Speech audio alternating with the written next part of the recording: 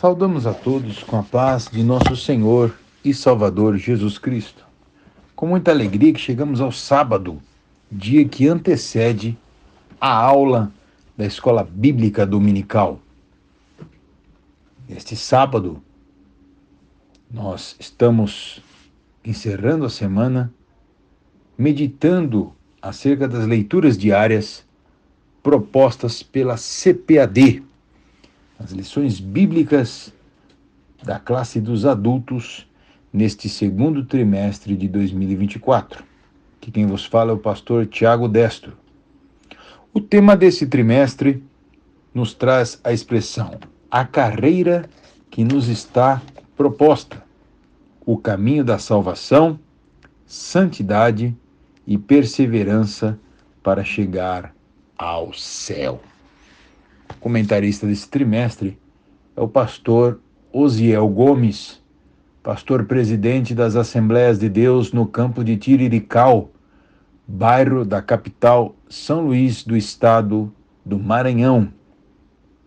O tema semanal é Resistindo à Tentação no Caminho.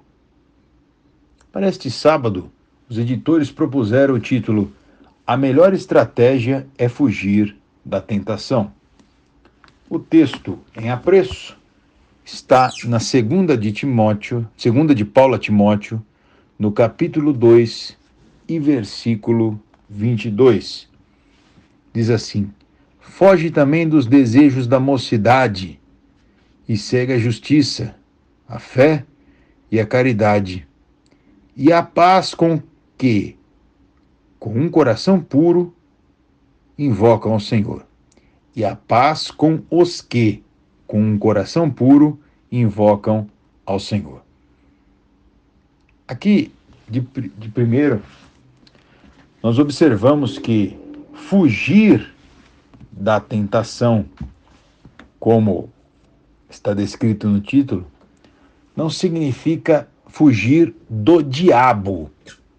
Nós sabemos, conforme nós já lemos até esta semana, que o apóstolo Tiago, escrevendo sua epístola, já diz: resisti ao diabo e ele fugirá de vós. Então, a resistência ao maligno é própria do cristão. Nós não fugimos da luta espiritual.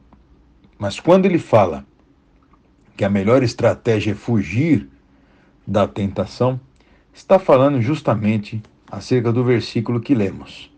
Foge também dos desejos da mocidade. Desejos da mocidade aqui não significa dizer que este pecado, esta tentação só ocorre com jovens. Mas desejos da mocidade significam os anseios da natureza humana.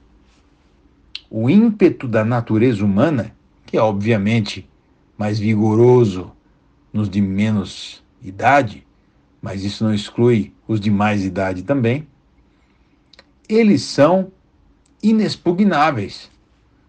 Os ímpetos da natureza humana não podem ser contidos por aqueles que a detêm. Nós não temos controle sobre a natureza humana. E por isso o apóstolo Paulo nos ensina a fugir dos desejos da mocidade. Fugir dos desejos da natureza humana. Não tente ludibriar a sua natureza. Não tente enganar a si próprio ou enganar a sua natureza. Você vai perder para si próprio. Como José, que quando se viu tentado pela mulher de Potifar, preferiu fugir da cena do adultério do que cair em pecado com a mulher do seu senhor. Assim também o cristão, cônscio da sua natureza frágil e pecaminosa, do seu coração enganoso e terrivelmente corrupto, deve fugir dos anseios do ímpeto da sua natureza. Ele diz: para isto, então, segue a justiça. segue o que é justo. A fé, e aí ele divide a caridade ou amor e a paz com os que com o coração puro invocam o Senhor. Então aqui nos traz a ideia, primeiro, da justiça.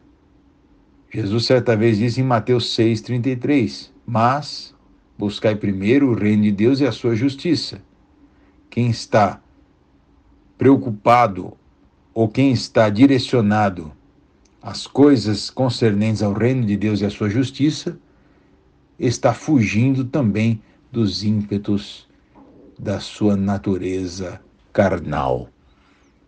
Quem se propõe a consagrar, a jejuar, a meditar nas Escrituras, deixa de colocar a sua atenção naquilo que pode lhe ocasionar desejos carnais. Por exemplo, depois a fé, que fé é entendido não só como uma crença, mas a fé como um conjunto de ideias e de práticas que temos consolidadas, que professamos e praticamos no nosso viver cristão.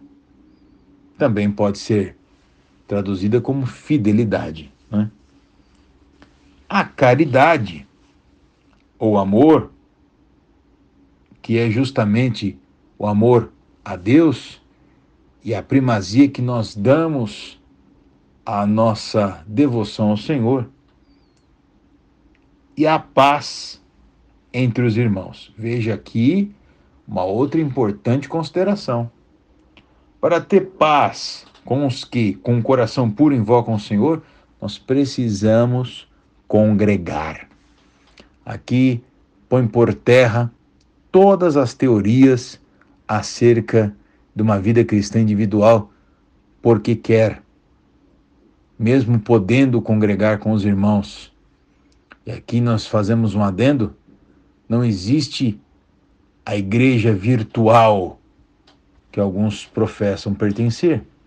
A igreja sempre será local, o culto sempre será presencial.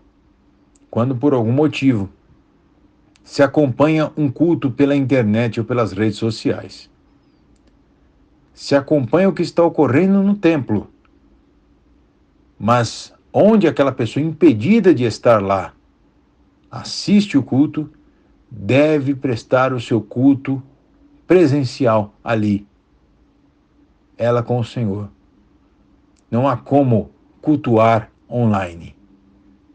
Assistimos o culto online e cultuamos de onde estejamos, desde que não possamos estar presencialmente. Esta é uma realidade. O congregar nos traz edificação mútua. A nossa fé cooperada com os irmãos. Nós podemos interceder uns pelos outros. Nós podemos ser edificados pela palavra de aconselhamento uns dos outros, confessar as nossas culpas uns aos outros e sermos corrigidos. Ouvirmos o que nós não queremos.